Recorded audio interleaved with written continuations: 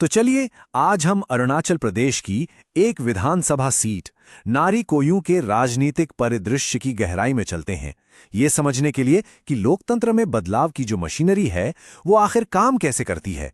देखिए, किसी भी चुनाव को सही से समझने के लिए ना सबसे पहले वहां की जमीन, वहां की मिट्टी को समझना पड़ता है।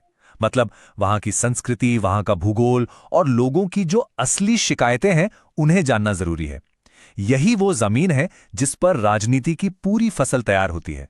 तो आइए सबसे पहले इस निर्वाचन क्षेत्र के मिजाज को समझते हैं, इसकी आत्मा को महसूस करते हैं।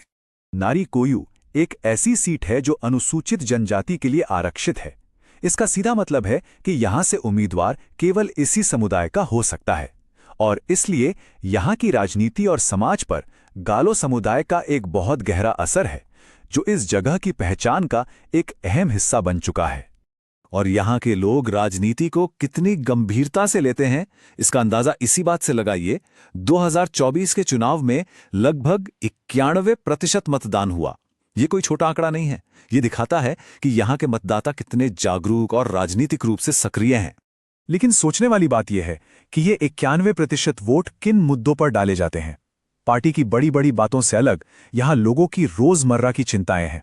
सड़कों के जो प्रोजेक्ट रुके पड़े हैं, स्वास्थ्य सुविधाओं की कमी है, बच्चों के लिए अच्छी शिक्षा का अभाव है और स्थानीय नौजवानों के लिए रोजगार के मौके।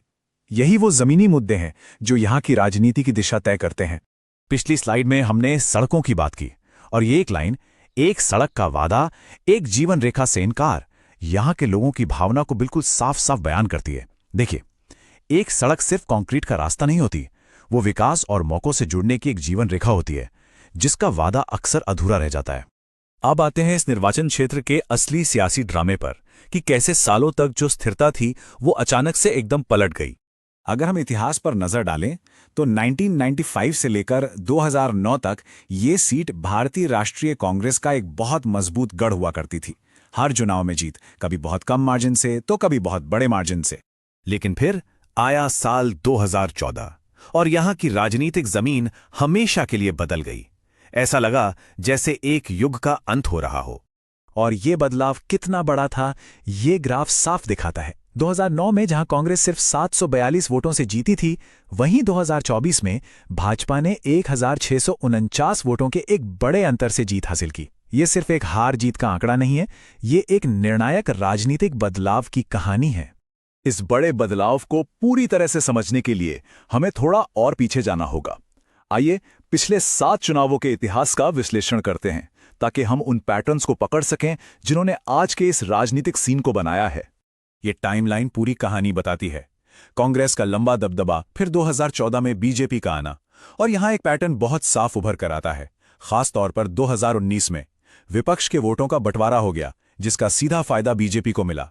ये बात आज के नतीजों को समझने के लिए बहुत अहम है। तो अब तक हमने देखा कि क्या हुआ, अब ये समझने की कोशिश करते हैं कि ये सब क्यों हुआ। चलिए इस बदलाव के पीछे की जो वजह है उनकी चीरफाड़ करते हैं।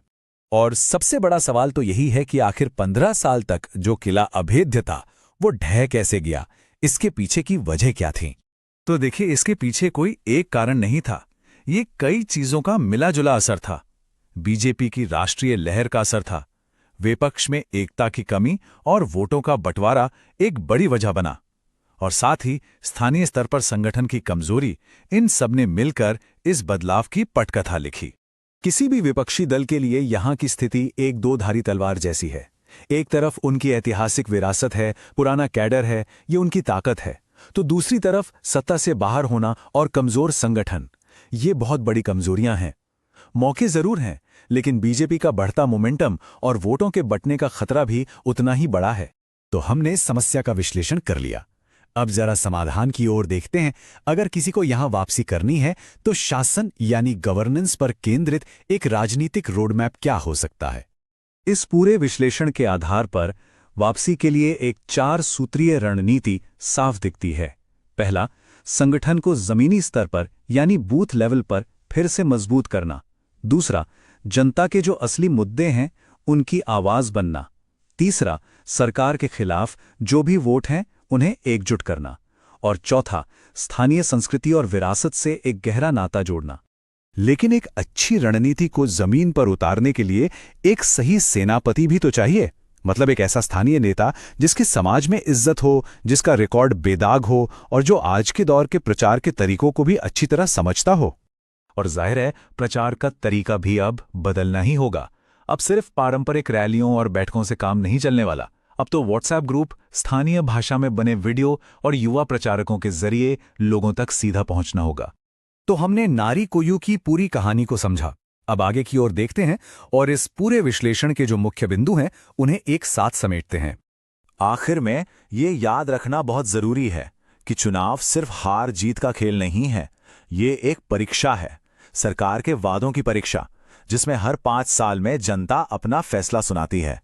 और नारी कोयू की ये कहानी हमें एक बहुत बड़े सवाल के साथ छोड़ जाती है कि जब मुकाबला इतना ज्यादा स्थानीय हो तो क्या राष्ट्रीय लहरों से ज्यादा गांव की अपनी आवाज, अपनी जरूरतें और अपनी शिकायतें मायने रखती हैं? इसी सवाल के जवाब में नारी कोयू की भविष्य की राजनीति तय होगी।